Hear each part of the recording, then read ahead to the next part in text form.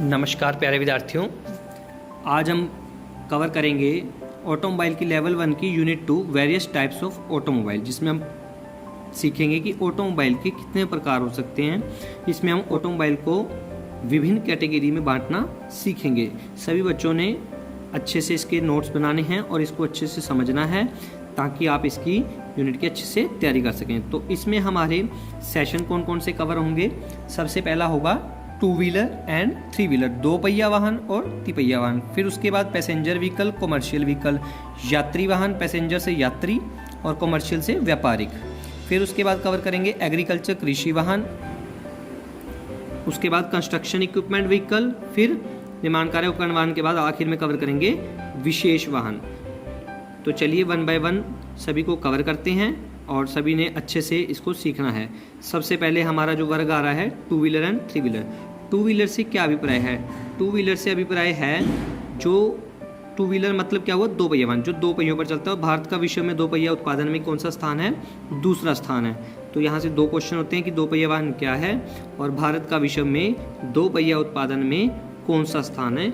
ये 2 क्वेश्चन आपने अच्छे से लर्न कर रहे हैं। तो कौन सा स्थान है भारत का विश्व में? दूसरा स्थान। इसके बाद क्वेश्चन है कि 2 पहिया वाहनों के लाभ क्या हैं। तो 2 पहिया वाहनों के मुख्य लाभ क्या हैं? पहला है इकोनॉमिक प्राइस, जो इसका प्राइस है वो बहुत ही सस्ता है और यह सभी वाहनों से सबसे सस्ते हैं परिवहन के लिए। सेफ्टी, सुरक्षा, अपनी प्राइस रेंज में इसकी बहुत सेफ्टी है। और फ्यूल एफिशिएंसी, जो ईंधन की दक्षता।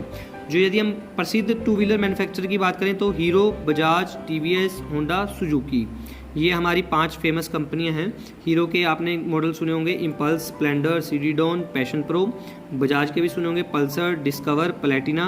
टीवीएस के अपाचे, स्टार सिटी। होंडा की एक्टिवा, शाइन, ड्रीम, सीडी 110 और सुजुकी की है आपकी एक्सेस और हयाते।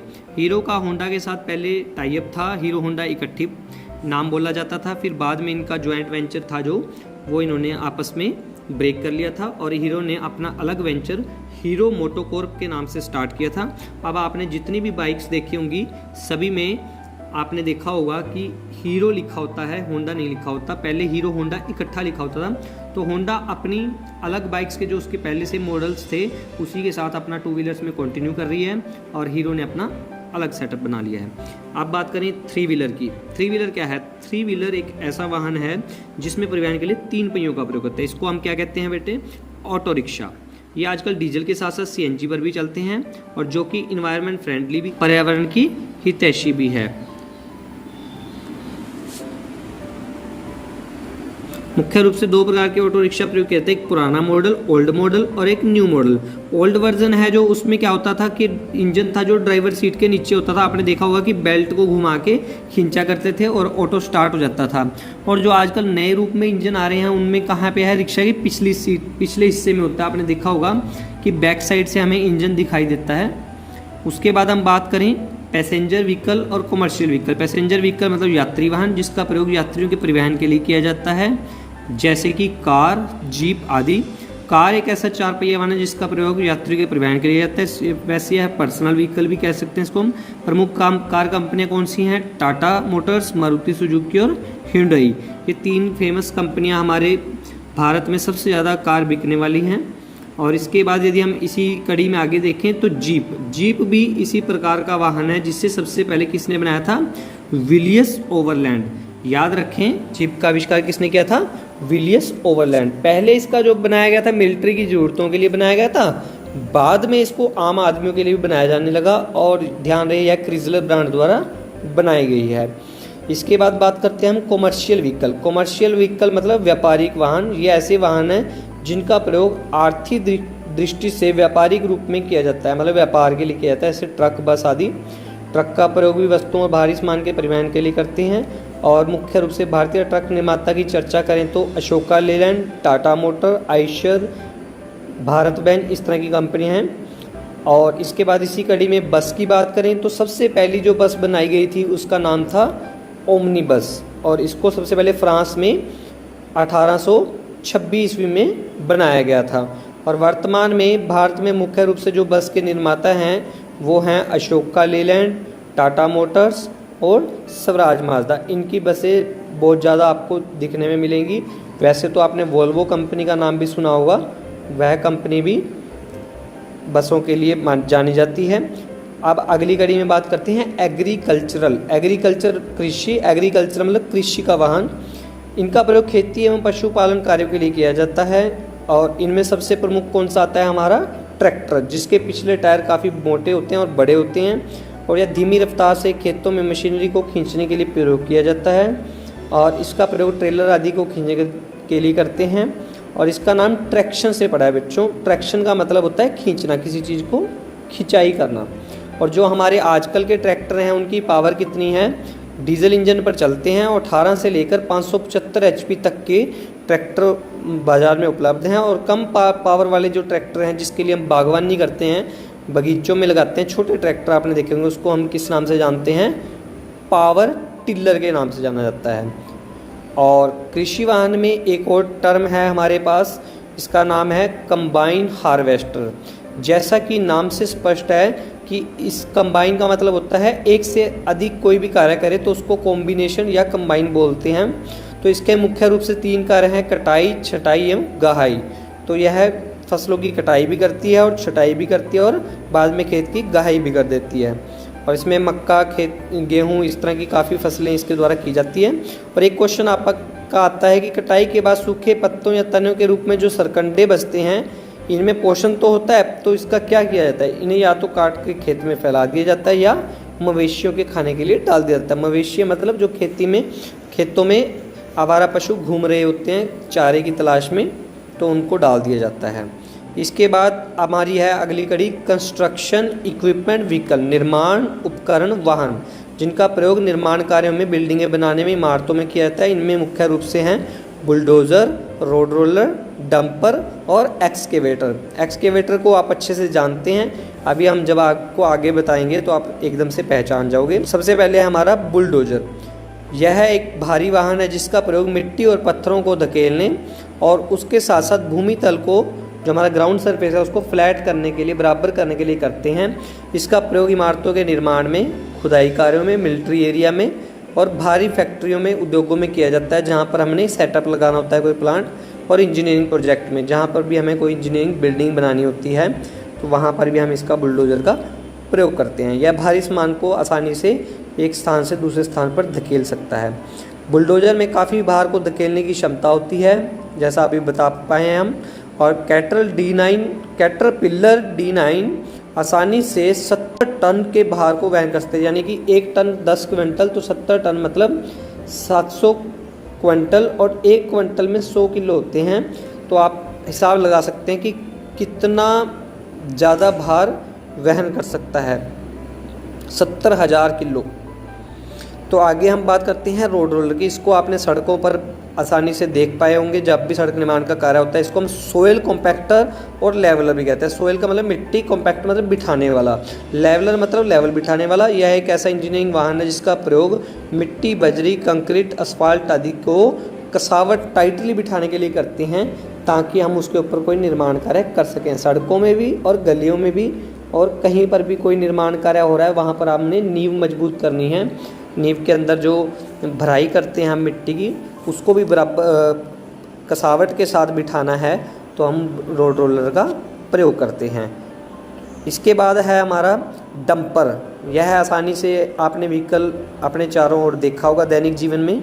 यह एक 4 पहिया भारी वाहन है जिसका प्रयोग अधिक भारी मटेरियल को, काफ़ी भारी मटेरियल को जो कि ट्रक नहीं ले जा सकते, एक स्थान से दूसरे स्थान पर फेंकने के लिए किया जाता है।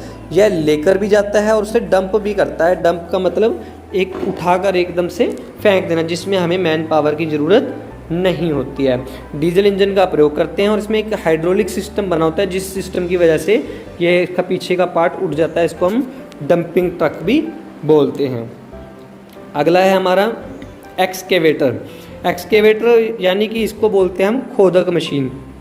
यह एक ऐसी मशीन है जो अत्यधिक बल के साथ साथ मिट्टी की खुदाई का कार्य कर सकती है और इसके साथ साथ खोदे गए मटेरियल को दूसरी तरफ फेंकने का कार्य भी करती है। आप इसे दैनिक जीवन में जेसीबी कहकर भी पुकारते हैं। इसके लिए हाइड्रोलिक बल का प्रयोग करते हैं और इसका जो सिरा मिट्टी की खुदाई कर उसे दूसरे स्थान पर धकेलता है, उसे हम क्या कहते हैं,